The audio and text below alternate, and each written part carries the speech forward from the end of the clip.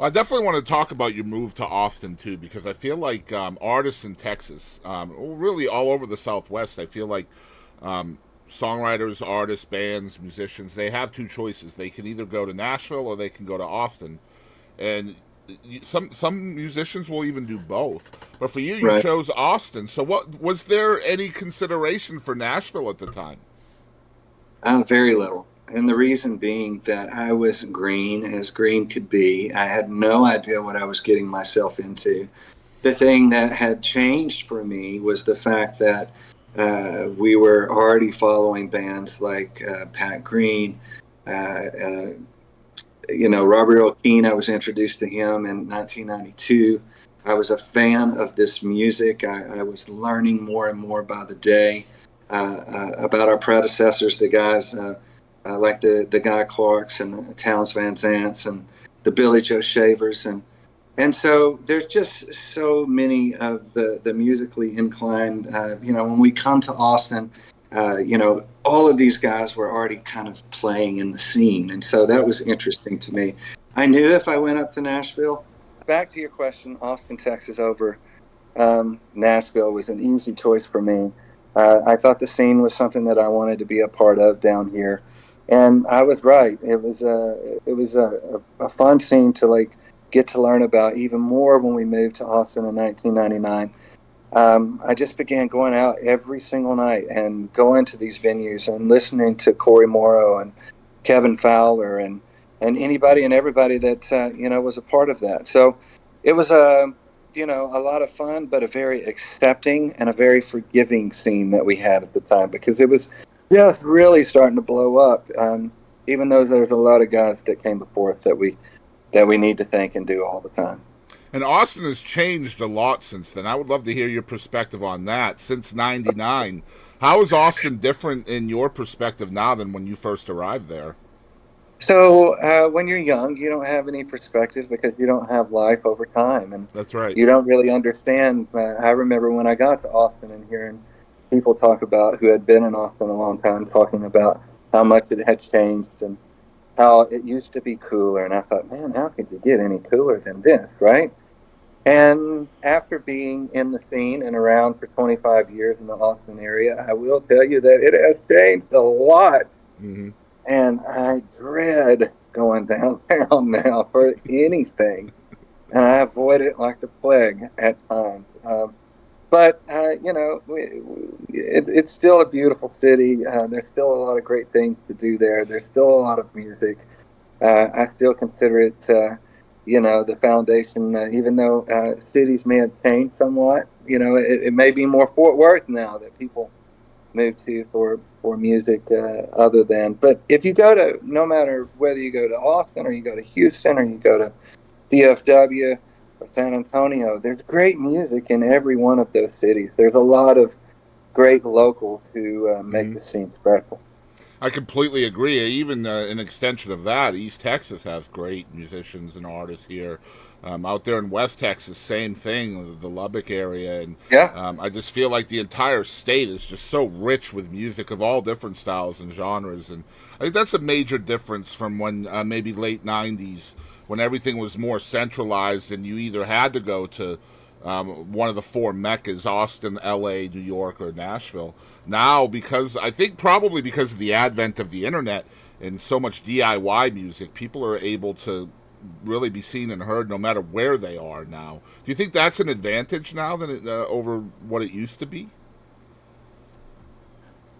I remember going on a road trip in the late 90s. My wife and I took a little vacation, and we lived up in Northeast Texas.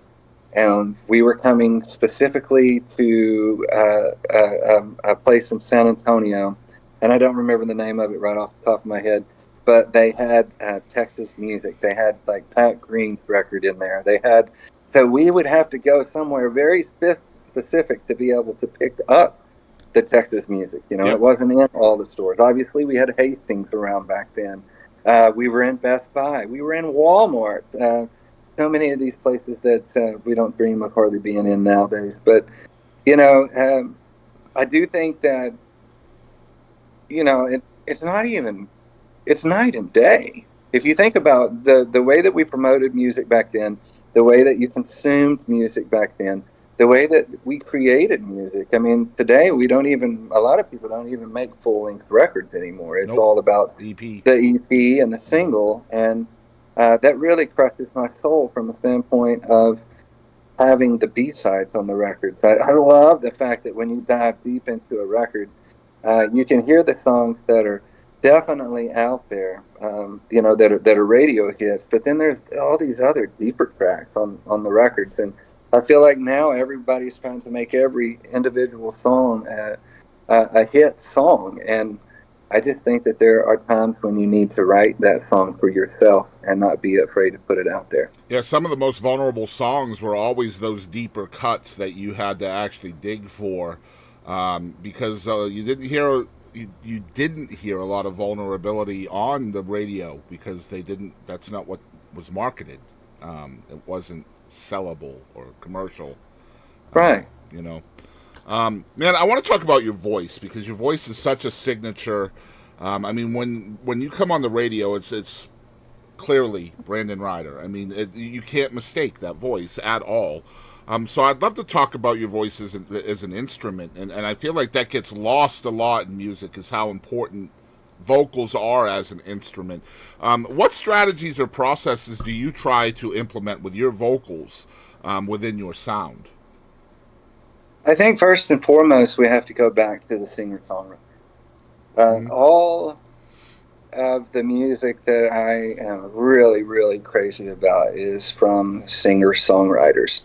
A lot of those guys and girls are individuals who cannot be duplicated. They are unique, they are themselves. And I believe that when the Texas music scene was really getting kicked off and started, I think most anyone and everyone in the scene was unique in a way. They had their own sound, they had their own flavor, they had their own vocal ideals and styles.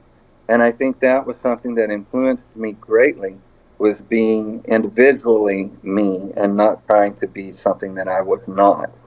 So if we go back to singing and where I learned to sing, we have to go back to the Church of Christ.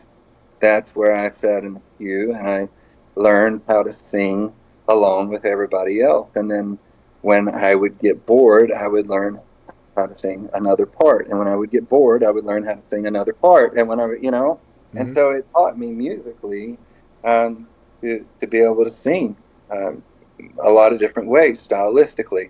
But I think that the voice and the vibrato and everything that I is my signature really just has evolved since that time.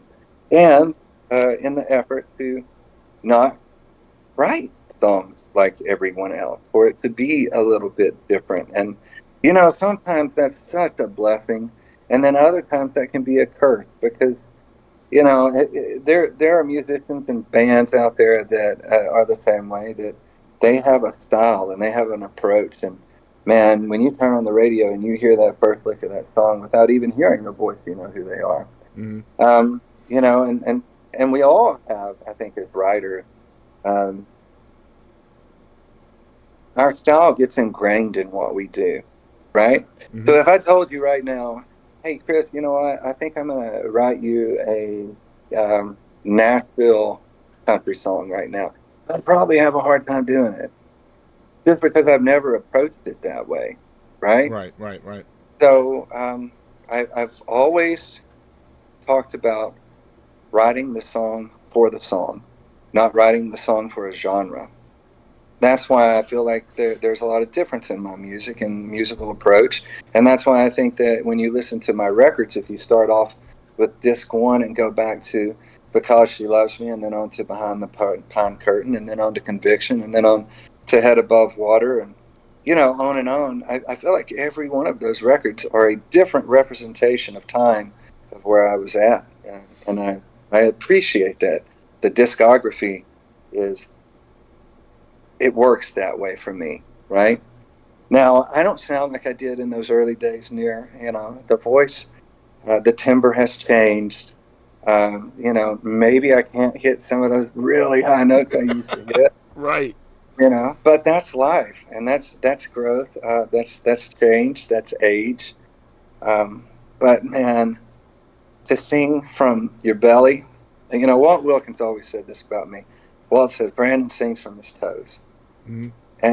And that's really, you know, a great compliment to me, is that it comes from a deep place in a well inside of me that delivers that. And I appreciate that. I'm thankful for that.